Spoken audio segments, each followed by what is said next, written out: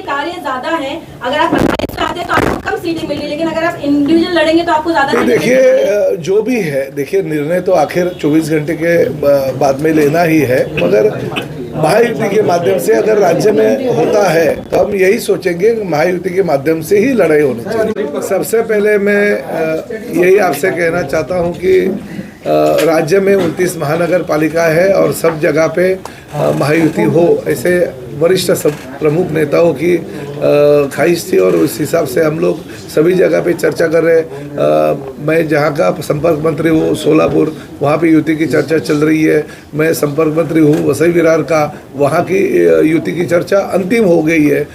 मैं विधायक हूँ ठाणे का, तो वहाँ पे भी महायुति जो है अंतिम चरण में है।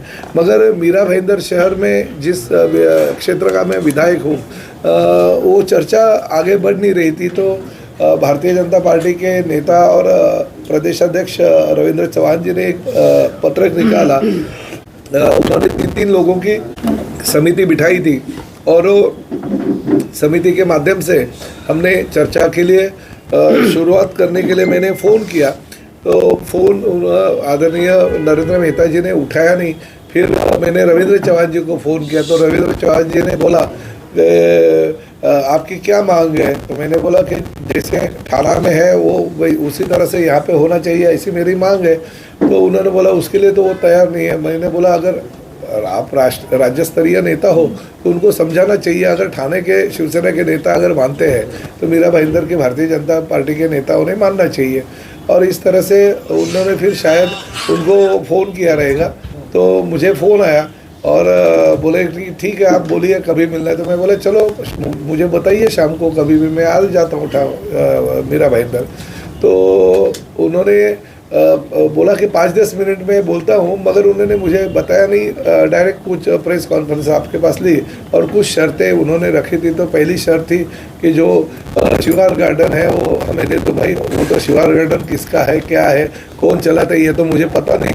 मगर मैं भी फिर ज़रा थोड़ा सोचने लगा कि बाबा ये क्या चीज़ है, तो डीप में गया, कुछ कागजात मैंने मंगाए, तो पता चला कि 2004 में जो ठहराव हुआ था वो ठहराव पे आदरणीय नरेंद्र मेहता जी की सही है, जब भी वो उस महानगर पालिका में नगर सेवक थे। मोहन पाटिल की सूचक करके और अनुमोदक के तरफे नरेंद्र मेहता जी। और दूसरा ठहराव 18/5/2006, उसमें तो हैरल बोर्जिस और परशुराम पाटिल ये दोनों के साइन है। तो उस वक्त तो हैरल बोर्जिस कौन से पार्टी में थे मुझे पता नहीं है, मगर आज तो उनके पार्टी में है। तो ये तो उन्होंने अगर सोचते थे वही, और 10 साल उनकी सत्ता थी तो उसी दौरान उन्होंने करना चाहिए था। अभी तक क्यों रखा है 20-22 साल? तो ठीक है, ये तो हमारा कुछ उसमें इंटरेस्ट नहीं है, हमको पता नहीं वो क्या है किसका है। मगर एक बात ज़रूर है कि युति में ऐसी चर्चाएं नहीं होती है। तो उन्होंने जो भी निर्णय लेना है मुख्यमंत्री जी के पास जाके बोलना चाहिए, उसके बारे में कमिश्नर से बात करना चाहिए। हमारी युति का और उनका क्या संबंध, ये व्यक्तिगत विषय अगर रहेगा तो युति में बाधा नहीं डालनी चाहिए। हाँ, उन्होंने दूसरी बात कही थी कि हमारे कार्यकर्ता वो वापस दे, तो मैं देने के लिए तैयार हूँ। आज भी मैं ना नहीं बोलता हूँ, मगर क्या हो गया कि 4 नगर सेवक जो हमारे सिंबल पे चिपके आए थे वो उन्होंने उस वक्त खरीद लिए थे। हम ये कार्यकर्ता अगर देंगे तो नगर सेवक हमें उनको देना चाहिए। रही आज कुछ लोगों का प्रवेश के बाद, तो कल हमारे उन्होंने 2 कार्यकर्ता युवा सेना के लिए, इसलिए आज हमने सिर्फ 200 ले लिए उनके। तो ऐसा तो आदान प्रदान तो होता ही है, उसमें कोई दो राय नहीं है। मगर महायुति की चर्चा अभी ज़्यादा लंबा हम खींच नहीं सकते, क्योंकि 2 दिन में फॉर्म भरना है, सोमवार और मंगलवार, तो अंतिम कोई निर्णय तो लेना ज़रूरी है। इसलिए मैं आपको आपके माध्यम से यही कहना चाहता हूँ कि माननीय मुख्यमंत्री जी से मैंने सुबह बात की और उनको कहा कि इस तरह से हमारी चर्चा चल रही है कि ठाणा पे धरती पे मीरा भाईंदर का भी हो जाए। तो उन्होंने मेरी सब बात सुन के लिए और उन्होंने कहा कि मैं निश्चित रूप से नरेंद्र मेहता जी को इसके बारे में या रविंद्र चौहान को इसके बारे में बताता हूँ। तो मेरे ख्याल से आज कुछ ना कुछ निर्णय उनका आ सकता है, मगर मैं फिर भी हमको कुछ ना कुछ अल्टीमेटम तो देना पड़ेगा। तो हम यही सोचते रहते, कल अगर 24 घंटे में वो अगर अल्टीमेटम जो भी है युति के बारे में अगर कह देंगे तो अगर युति से लड़ना है तो युति से हम आगे जाएंगे, और नहीं अगर उनको उनकी इच्छा है तो वो भी उनके बलबूते पे पूरी की पूरी जगह लड़ सकते हैं, हम भी हमारे बलबूते पे पूरी की पूरी जगह लड़ेंगे। मगर मेरा यही कहना है कि राज्य में अगर महायुति हो रही है तो मीरा भाईंदर में होनी चाहिए। और दूसरी ये बात है कि मैंने उनका फ़ोन आया नहीं, फिर उनके भारतीय जनता पार्टी के जो जिला के अध्यक्ष हैं उन्होंने मुझे फ़ोन किया और बोला कि आप 6 बजे आ सकते हो क्या? तो मैंने बोला ठीक है, मैं पहुंच जाऊंगा। बराबर 6:03 के आसपास मैं उनके भारतीय जनता पार्टी के कार्यालय में पहुंचा। बहुत ही सुंदर और अच्छा कार्यालय बनाया, मुझे उन्होंने दिखाया, मेरा रिस्पेक्ट किया, शाल और मुझे बुके भी दे दिया, सम्मान किया। पूरा घूमने के बाद करीबन 20 मिनट उसको लगे, फिर नीचे आए, चाय कॉफ़ी पिलाया, आधा घंटा और रुका, मगर नरेंद्र जी मेहता आए नहीं थे, शायद कुछ काम में बिजी रहेंगे इसलिए आए नहीं होंगे। तो मैं 50 मिनट के बाद में वो आए और युति की चर्चा की, और चर्चा करने के बाद मैंने उनको पूछा कि आप सचमुच की युति करना चाहते हो क्या?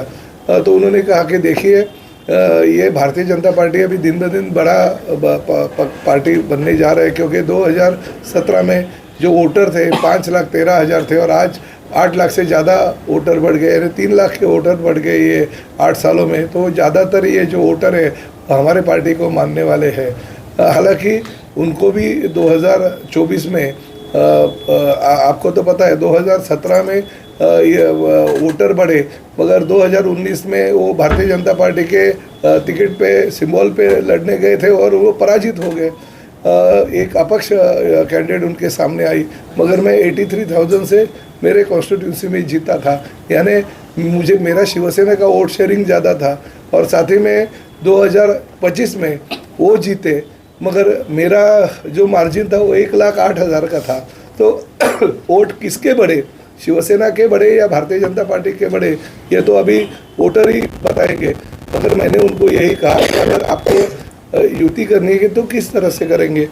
तो उन्होंने मुझे बताया कि भाई साहब के सिंबल पे जीत के आए, मगर हम तो अभी आपको 13 जगह देंगे, 13 सीट के ऊपर आपकी सीट नहीं आ सकती, और ये भी 13 सीट जो है ये हम अगर सपोर्ट आपको करेंगे तो ही आएंगे। तो मैंने उनसे कहा कि आप ऐसे 13 और 12 मत कीजिए, हम ऐसा करेंगे कि जैसे ठाणा में हम बड़े भाई है, हमारी 82 है, आपकी 24 है, फिर भी हम युति करें, और हमारे जो जगह है उसमें से भी आपको हम दे रहे हैं जो श्योर आने वाली जगह है।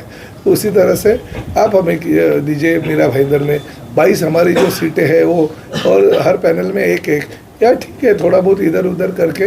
मगर उन्होंने कहा कि ठीक है हम सोच के आपको बताते, मगर अभी तक उनका कोई निमंत्रण आया नहीं। मैं निमंत्रण का इंतज़ार करता था, फ़ोन में साइलेंट पे भी नहीं रखता वो आजकल, शायद फ़ोन आ जाएगा और मुझे पता नहीं चलेगा, तो इसलिए मैं घंटी भी ये करके जोर से बजेगी ऐसा कर दिया है। तो जल्दी से जल्दी उनका अगर फ़ोन आएगा तो मैं उनसे बातचीत करके अंतिम निर्णय लूँगा, क्योंकि आखिर तो आज नहीं तो कल दोपहर तक निर्णय तो लेना पड़ेगा, क्योंकि दूसरे भी कैंडिडेट है उनको भी कुछ ना कुछ तो बताना पड़ेगा कि फॉर्म कभी भर रहे हैं, क्योंकि कल और परसों 2 ही दिन फॉर्म के लिए है। अगर कॉल नहीं आए तो क्या करेंगे सर? नहीं, अभी देखिए ऐसे गलत मत सोचिए, कल तक का इंतजार कीजिए। आपकी तैयारी है क्या?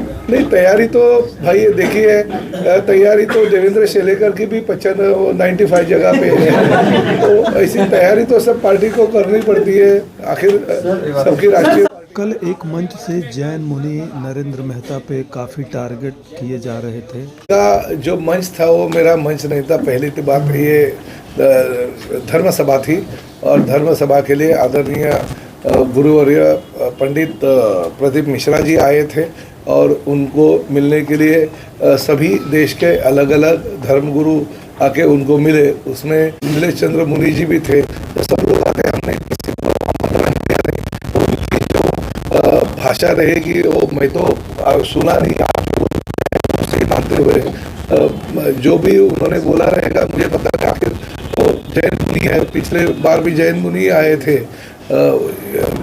महापालिका के दौरान, इसलिए वो जो भी उनके समाज के लिए जो भी बातें अगर समाज के लिए करते रहेंगे तो उनका समाज सोचेगा उसके ऊपर। जो 3 अटी शर्ती, आप कितने अटी शर्ती उनके मानेंगे? अरे बाबा, अटी शर्ती अभी रहा ही नहीं ना, मैंने मान लिया ना, मैं उनके कार्यकर्ता दे दूंगा। उन्होंने मेरे 4 नगर सेवक जो लिए देना चाहिए एक, और दूसरी जो है वो पहली बात तो शिवार गार्डन किसका है क्या है हमें तो पता नहीं है। हमारे एक आध कार्यकर्ता का अगर या पदाधिकारा भले रहेगा भी, मगर देने का पवित्र काम जो है 2004 में उन्होंने ही किया ना, क्योंकि उनकी सही है। तो उस वक्त पवित्र ये काम करते नहीं तो ये मौका नहीं मिलता था बोलने का। तो ये पवित्र काम ऐसे ही अगर बहुत सारे किए हैं, उसमें से ये एक है। एमबीएमसी चुनाव में जो मुद्दा उठाए गए हैं उसे कैसे देख रहे हैं आप? नहीं, मुझे और भी इन्होंने किधर किधर कहाँ पे साइन किया हुआ सब ठहराव लेना पड़ेगा, तभी मैं उसका जवाब दे पाऊंगा।